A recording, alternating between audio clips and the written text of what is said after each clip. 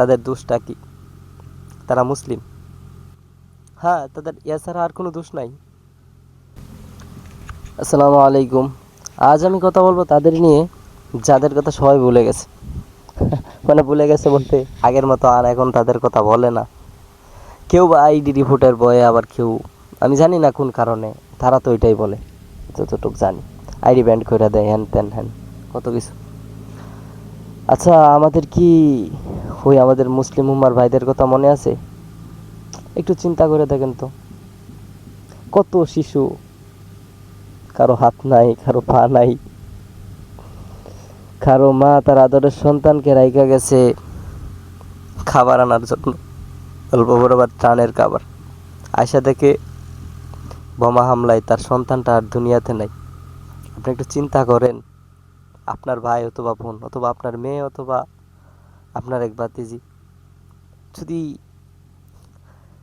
এই অবস্থা হয়, তখন আপনি কি করবেন? শুধু এতটুক দোষ, তারা মুসলিম, তাদেরকে তারা সবাই মিলে নির্যাতন, অপহরণ, যা মন চায় তা করছে। তাদের কেউ নাই। কে আছে? আল্লাহ ছাড়া তাদের কেউ নাই। আমরা আছি, আমরা মুসলিম, নামে মুসলিম, কিন্তু কামে তাদের জন্য কিছুই করতে পারিনি। আমি নিজে বলছি, আমি কিছুই করতে পারিনি।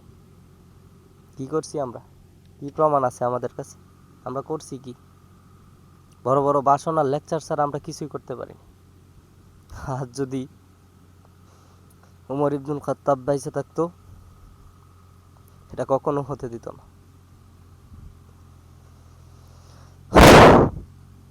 আফসোস আমাদের উপর, আমরা এমন একজন মুসলিম উম্মা যারা সারাক্ষণ টিকটক, ফেসবুক, ইউটিউব, বেহায়াপনা, জিনা, ওরা কি করে, ওরা কি মানে করে, ওদের নিয়ে আমরা পইরা আছি।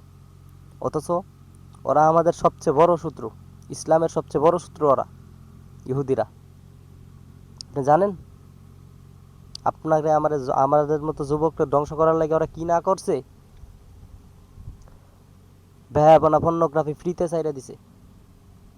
হ্যাঁ, আমরা মুসলিম উম্মার যুবক, আমরা এগুলো দেখে মজা পাই, বিনোদন পাই। তারা তো এটাই চায়। আমাদের এগুলোর কথা কোনো মনেই নাই, কোনো কিছু মানে ধ্যানই পড়ে না। তো আচ্ছা, ঠিক আছে, যেদিন আমাদের রব আমাদের জিজ্ঞাসা করবে, ওই গাজায় মুসলিম শিশু, নারী যখন দর্শন হয়েছে, নির্যাতন হয়েছিল, তখন তোমরা কি করছিলে? আরে ভাই, কি করছিলাম? কি জবাব দেব? আছে কিছু?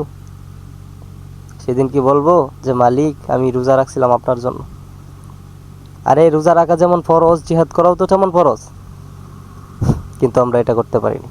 বক্তব্য কোনো অভাব নাই, কমেন্ট বক্স এখন গালি বইরা যাইব, তো আমার এতে কোনো আফসোস নেই, বিন্দু পরিমাণও আফসোস নেই। ইসলামের জন্য যদি জীবন দিতে হয়, সবার আগে আমি যাবো ইনশাআল্লাহ।